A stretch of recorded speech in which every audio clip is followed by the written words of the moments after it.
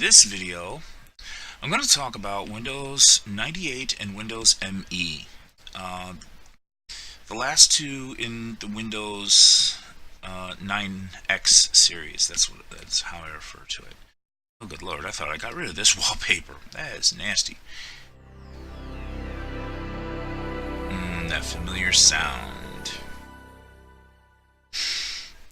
Windows 98 was a step up from Windows 95. It also, I mean, a lot of things changed in 98. There were some pretty good improvements.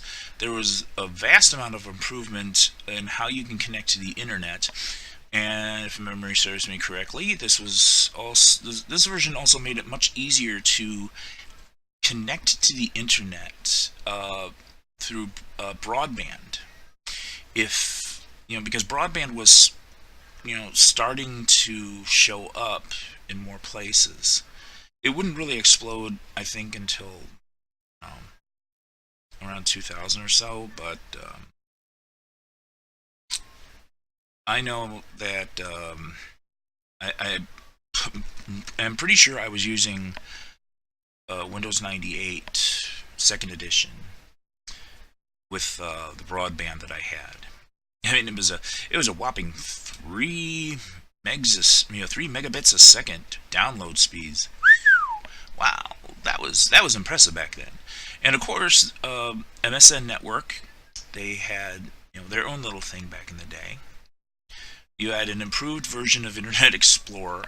Oh, good lord, I think I was still using Netscape Navigator at that time, which was you know it was the only other option. It was Internet Explorer or Netscape, and I liked Netscape. Netscape was really good. I'm not sure exactly at what point Internet Explorer actually improved to the point where I was using that until Firefox came around. But I'm babbling a little bit. Outlook Express was also added. This is pretty much how I got my email before web-based email services came along. You could see some differences in the taskbar. You had over here the clock, which was in Windows 95. You had a volume control. You had a task scheduler. Other things could be added as they were, implemented.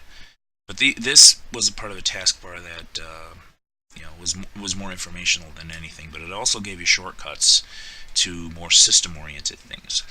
Over here on this side, this was one of the innovations I really liked, because you could, I believe, you could start tacking on icons and shortcuts here for your programs instead of cluttering up your desktop with icons. That's something I've for a long time I have tried to avoid.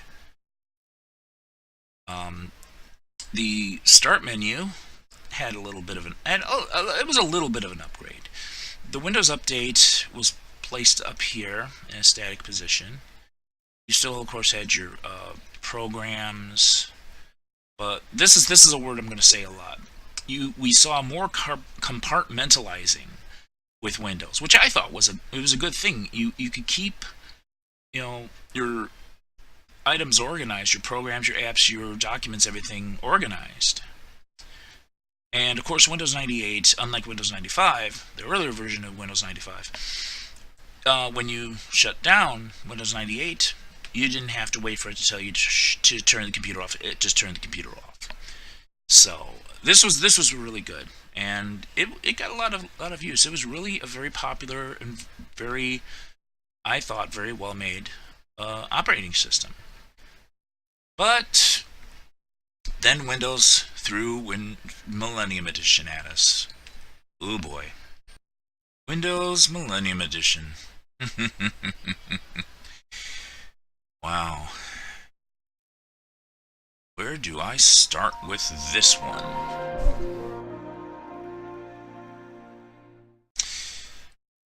Between Windows 98 Second Edition And Windows XP, we had this.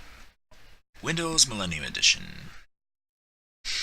Remember what I had said about Windows 95, that there were people who referred to Windows ME as, they referred to Windows 95 as the biggest virus produced by Microsoft until Windows ME. Well, I just don't think it's necessarily fair to refer to the operating system in and of itself as a virus. Like the entire 9X series, this was again a hybridized operating system. It wasn't quite a shell, but it wasn't its own operating system.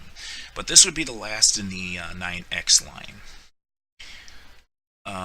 Again, you had your rather easy way of connecting to the internet. You had your your system controls on one side and your shortcuts to programs on the other side. This prominently showed the Windows Media Player, which, I mean, Windows had always had something like a media player, but it was sort of, you know. I don't remember using it myself. I think I was using Winamp for the larger part. But around this time, digital music really started to take off. So, you know, this is where you got your digital media player. You also had people, DVDs were becoming a big thing. So people used the media player to watch DVDs on their computer, and also, they could listen to their music CDs. So there were a lot of interesting changes when it came to the Millennium Edition. The problem with Millennium Edition is that it was kind of buggy. I noticed that there would be times when ME would just get ridiculously obstinate about running some programs, and it was just very strange. Again, you had a good amount of compartmentalizing. Like I said, I'm going to use it a lot, but it wasn't that bad of a thing. You had a good amount of games. You even had pinball, along with Minesweeper, and your solitaire games. And it came prepackaged with online services. America Online, AT&T WorldNet service, Earthlink Internet service, and Prodigy Internet. Whew, wow. I'm getting a flood of memories here. Startup. This is oh god, I'm getting old. My memory's failing. I'm pretty sure this is where you could set up certain programs to run on startup. But then again, like I said, I could be wrong. My memory could be failing me. But it was, I mean, to be fair, it wasn't a total disaster, but it was something that a lot of people thought was unnecessary.